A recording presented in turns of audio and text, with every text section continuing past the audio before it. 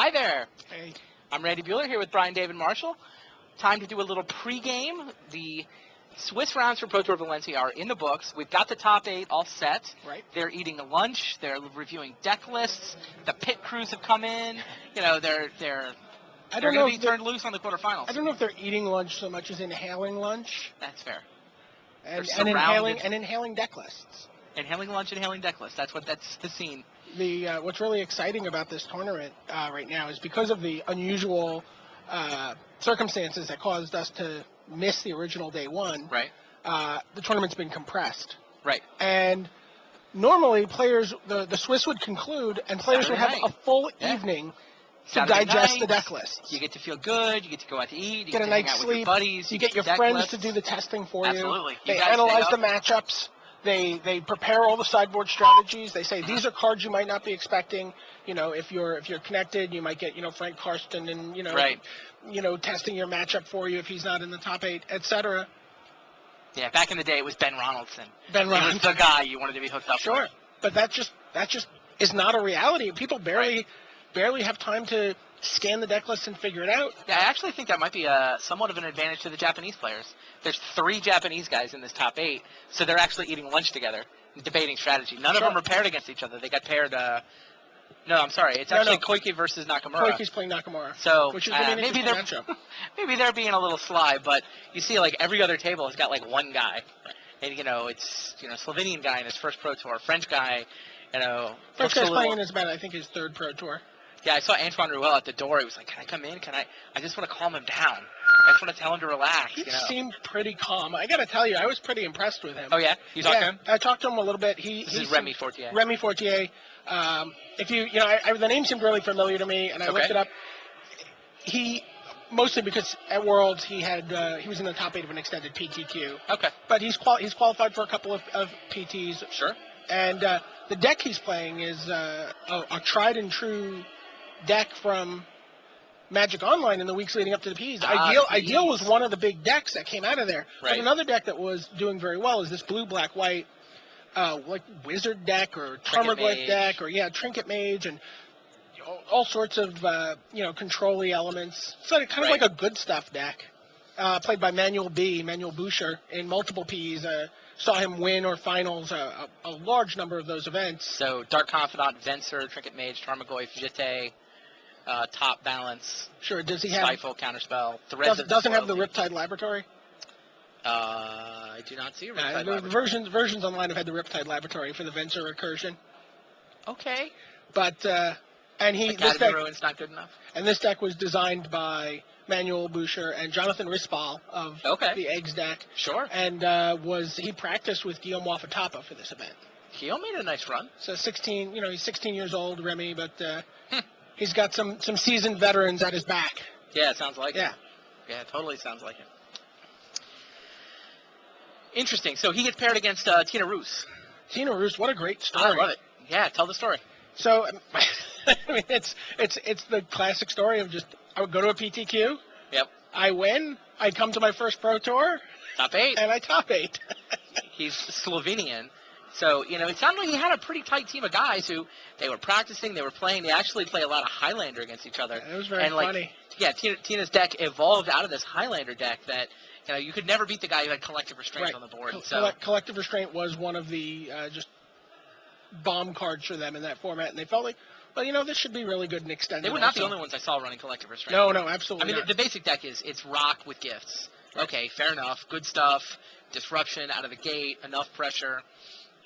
But then Collective Restraint is really the thing. Against an attacking deck, the thing is pretty much game over. It's so many land types in play with the fetch lands and the Ravnica duels that... It's very hard for them to mount an attack with multiple creatures or to overwhelm, to get past a Sakura Tri-Builder or to get past a recurring witness or, any of the crazy stuff that the deck's capable of doing. Yeah, I've never been a big fan of the rock archetype, but it seems like it's done all right this weekend. Yeah, you've got you can disrupt the combo decks, and then you've got enough pressure. You were the one. What was your line that big dumb elephants are actually positioned really well? They're great. Now. I mean, they're great against. They're good against aggro and against Mog Fanatic, and they're enough pressure against the control decks that, if you back that up with the appropriate amount of disruption, right, you can just eat their life in 4 swings. Ball therapy. You have to get the duresses. You have to get the ball therapy. You have to get the disruption anyway. But then if you do that, okay, well, yeah, 4 for 4 is probably good enough to get the job done. That's sort of the life of the rock player, right? Yeah. This is probably good enough. I think I'll win 3 turns from now. Hopefully they don't draw anything. I was talking to Giulio Barra, who's an Italian player. Okay. And he's playing a much more traditional-looking rock deck. Right. And he said, I asked him why he was playing the deck, what led him to that deck choice for this tournament, and he said, you know what? They can tell you whatever, but rock never dies. I believe that's been said in a musical context before, but rock never dies. And the idea, that sort of came across in our discussion was that rock is like this box, and it has some dials on it, and you can sort of adjust those dials based on what you know is coming into the metagame. Sure. And he's been playing the deck, he said, for about 3 years in Extended. Okay. And this is sort of a recurring theme that people have presented this weekend, when they were talking about their deck choices. They really went with decks that they were comfortable with. Sam Stein is playing Affinity. Right. He's like, well, I've made like 5 PTQ top 8s playing Affinity. I know this deck. Right. I know how to play it. I just have to figure out, I have to get like 30 games in against all these different archetypes to understand what cards I need in my sideboard, how I need to play it. Yeah, it worked out for him. Sam is the lone American in this top 8, and really, sort of, I think, starting to clinch the fact that California connection is sort of the heart of American Magic right now. Sure. Between Paul Cheon, who started this tournament 6-0, Luis Scott Vargas, who's been having a lot of success lately here and on Magic Online. And Sam's been sort of the guy who's always hanging out with them. Although, ironically, he didn't work with them for this tournament. Really? Yeah. He was working with... he didn't have a ton of time when they were in the bulk of their preparations. Okay. And what he ended up doing is coming out to Barcelona with some of the guys from Ohio. Adam Yurchik is the only name that jumps to mind from that list. And they just had a cram session. Okay. And he worked with those guys and, again, felt comfortable with Affinity, knew that was a deck he could pilot. And, they... they made some minor adjustments, and here he is. He's got a tough matchup in the quarterfinals. Well, he said, when I talked to him initially... Shuhei Nakamura sits across the table from him. I thought he was sitting across from Andre Mueller. Shuhei Nakamura is sitting across from Koike. He's actually... My apologies, you're right. Yeah, the deck list pairings that we were handed have don't represent... It looks like they should represent the matchups, but they don't. Okay. And he's playing Andre Mueller, who's playing Enduring Ideal. Should take more time before the top 8 to get these things right. Do you actually have... Go. People poking their head in. So he's playing Andre Mueller, and Andre Mueller's playing Enduring Ideal, which he thought was a terrible matchup when he first started looking at the deck, and he was kind of despondent. And then as he forsook food to spend more time digesting the deck list, he's like, you know what, this matchup's actually not that bad. Okay. He's like, I'm probably a huge dog in game 1. Okay. But after sideboarding, Seal? the next 4 games, he's like, I get to bring in 11 cards. What does he bring? Well, 11? He can bring Book in... of All Therapy, sure, there's 4. Right, he can bring Seal in... of Primordium. Sure, he can bring in... That's 7. Spell Snare. Is that good? I mean, it hits... Spell Snare hits his Burning Wishes. All right. He felt like he had double-digit cards that he could bring in. So. Yeah, but what does he take out? I have no idea. He takes out the Tormod's Crypt, but... You bring in all those cards. I guess Pithing Needle. Tormod's Crypt, he's got 6 Disruption cards in his main deck between the Crypts and the Needles, so he gets to replace those with relevant Disruption cards. Right. That's definitely a trade-up. Sure. So he felt like the matchup was actually a little better. The interesting matchup to me is Koike and Shuhei Nakamura, who both think their matchup is terrible. Really? So Nakamura's got a Tron deck, and Koike's playing pretty much Zoo. Right. So the funny thing is, we started off talking about Tomohiro Saito early on day 1, and his Player of the Year Player of the Year, him and Kenji, right? And he came in with this blue-white Tron that was his new entry into the Stompy library. Orange Stompy. Orange Stompy. Sorry. Orange Stompy was the last turn. Because he's in Valencia, and it's oranges. Oh, of course. And everybody who played the deck took a loss in the first round. Okay. Right? Kind of ominous. people were quickly 1-2. Mhm. Shingo Korihara fell to 0-4 at some point.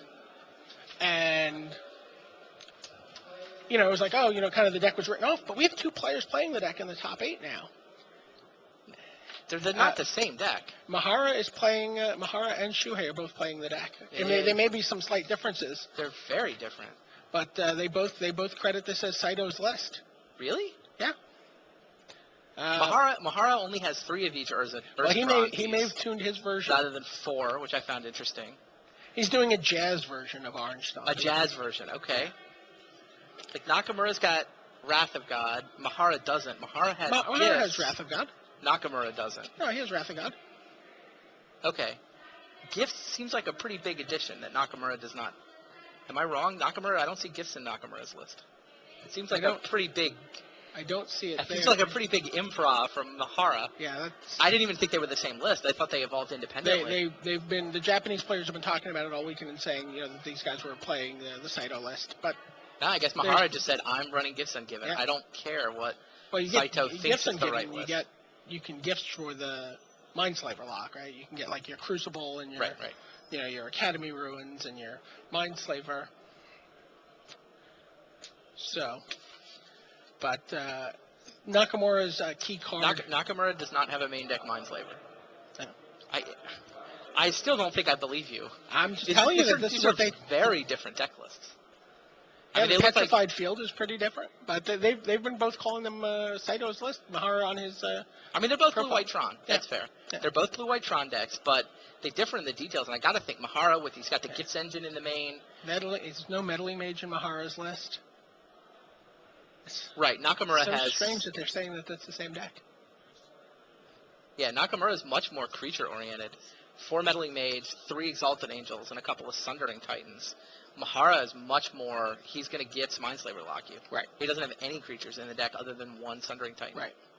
And he's got an interesting land package. He's got the Petrified Field, which goes into the gifts package to helps him get his Academy Ruins back. Yeah, it's interesting that he went with 3 of the Ursa pieces. That surprises me. Well, again, with gifts, I guess he can gifts for the key pieces he wants. He wants that. Yeah, but aren't you still just happy to draw that other piece of the Urzatron off the top? Just to go. That's a lot of the power of the deck is you just top deck it. Yeah. It's for Teleria West in both decks. Teleria West definitely seems like it gave the Tron deck a notch more consistency. There were actually a number of blue-green Tron decks running around toward the top of the standings as well. Right. That's sort of based on Benjamin Lundquist's PTQ deck from last season. That seems pretty cool. You've got the even more consistency with the Tron because now you get Sylvan Scrying, you get Loam. Right. Life from the Loam in the gifts package is right. And that was definitely a gifts package. You get land, Life from the Loam, Mindslaver, and Academy Ruins, and there's really no good way to split that. That's right. I guess it was Ben Lundquist's GP deck actually, right? Okay. Ben's out in the audience. I don't know if he's nodding or not, but I gotta think the version of this with gifts is better. Meddling Mage does seem good in this field, but I don't know. It doesn't seem like that your Tron deck wants to play a UW creature on turn 2. Well, both Nakamura and Koike are very anxious about the matchup. Okay. So, Nakamura plays Koike, who's playing pretty much Zoo. And then you see more of the domain mechanics showing up. He's just, here's random Tribal Flames. Right. No particular reason. Tribal Flames for 5. He's got the Steam Vents to give him some blue. It doesn't do anything else. No blue cards in the entire deck, but there's a dual land in there that can kick Tribal Flames up to 5. So Shuei's very worried about this game after board also. He's really worried about the Cabal Therapies. They played in the Swiss, and Koike won. And it was Duress Cabal Therapy were the keys. He had two Azuria Signets in Shuei's hand, cold. He went turn 1, land, therapy. Azuria Signet. Wow. Shuei was holding 2, and he just folded. That's a beating. So, and it's interesting how, the Zoo decks and the Rock decks aren't really that far apart in this format, and they've sort of decided to live on different parts of the tempo curve. It seems like one of them should be right, They're both Duress, Cabal Therapy. I've got Black, I've got Disruption, but then from there, do you take a beat down? Do you put in the Bobs and the Tarmogoyfs, Curd Ape, etc.? Or do you go up to the Elephants? Right. We're gonna find out today, I guess. Well, we only have one zoo to work with, right? But Is it just Koike? I think it's just Koike playing zoo. You got Affinity for aggro in this top 8. The zoo. 2 rocks, 2 trons, one Yeah, I haven't seen one 48 counterbalance, trinket mage, good stuff, and It's almost one like ideal. this format doesn't have archetypes so much as it has packages. Right. It's almost like you can build decks Chinese menu style. I'll take 2 from Put it column out, A, I'll take 1 from column B, Go ahead, shuffle that's that together. All right, we're good. Okay. Yeah, and it also feels like it's about these very fundamental terms that your deck. Oh, sure. You know, the fundamental term that the My Urza deck is able to set up the Mindslaver lock, Sorry. or that the Enduring Ideal deck is able to, you know, Some of the decks put look there. like that, but then you've got, Staying in the spotlights. I remember thinking a couple of rounds to No, go. you need it. Paul Gian Okay, fell out. sure. His You deck can put looked it on the fair. floor next to you. Hard to Next match to the calling table. second dog deck fair, but that deck didn't seem like it was doing anything truly degenerate, whereas, ideal Okay. decks and You have everything you Urzatron, need? You there's have your so deck? many You have your degenerate sideboards? things going on in the format. Good things. But this top 8 has got some fair decks. It's like the rock decks snuck up in the last couple of rounds, and maybe fair That is would be okay. nice. Something to be Oh. said for consistency. I mean, those. Well, that's sorry, interesting. That's a no time for word your question Julio anymore. used when can't describing change his it deck. this He time. said, Yeah. I have a lot of 4-ofs. Okay. He's like, I draw the same cards We every have this game. beautiful placement. I know what my game plan is. I know Sure. what I can expect more or less off the top of my deck reliably. I'm not kind of like just cringing and hoping Hey, guys, okay? that card's there. Is there a Oh, second? another Lotus Bloom. Yeah. That's I'm not going to take ideal. them. He feels pretty good about what the top of his deck is going to deliver him each time. Okay. So, Yes. Kuala and, Lumpur. he seemed very confident. Here's a funny story. Julio, Pro his points? first Pro Tour was if you Pro get Tour San enough Pro Diego points, you in can qualify for 2001, I guess. Okay. And he finished 11th. Well, you have so Wow. many pro points. So- I think you do. Yeah, he's like, oh, I guess these Good. Pro Tours are easy. I don't know exactly. Okay. And he's been on like 6 I or think 7 he'll Pro qualify Tours for since then, but I don't think that's a problem. the closest he's come successfully after that is in Bologna GP. He finished 3rd a few years ago. Alejandro. So, Okay. here's what we're going to But do. he feels This like is he's just got like a lot any of time in on the rock, and again, the answer might just be again a comfort level. I mean, the idea that there's enough disruption packages Right. that you can bring in, that you can adjust whichever deck you're comfortable with. Sam Stein has a disruption package that he brings in for his affinity deck, and there's this disruption package in the zoo deck for the control matchup. Mhm. So that package concept might be might be the way to look at it. Right. You Do you know, have the gifts package or not? And you can put it in almost any of the archetypes. That's the thing that's crazy. As long as It's you have the not like- mana. Well, you have the mana. Between fetch lands and Ravnica, you have whatever you want. Right. Right. I mean, I can't remember the last time the mana was this good and extended. Yeah. I mean, not since Dual Lands has the mana been this good. Right. And honestly, Dual Lands overlapped with Wasteland often enough. The mana might be better now. Like pre-Wasteland extended. Right. That mana was good. Yeah, that was the thing about the green-blue Tron decks that I really liked is they had the Ghost Quarter Light from the Loam package where they were able to lock out certain players. I saw that. I was never convinced it was awesome. I mean, I was never convinced it was good enough to have a colorless land in your deck. I guess it's just one land slot, but I watched Quentin Martin mulligan to 4-1 games. He's just like staring at Ghost Quarter. I gotta ship it. I mean, you have Ghost Quarter sort of fair in a bunch of decks. I've definitely seen And the blue one one- of Ghost Quarter in a lot of places. The blue-white deck can also lock out with Ghost Quarter on the Crucible of Worlds, which is Sure. in Mahara's version. Sure. So who's your pick for this top 8? It doesn't feel like the story's been written yet, Normally there's, somebody who comes in, they're on top, they're the big story.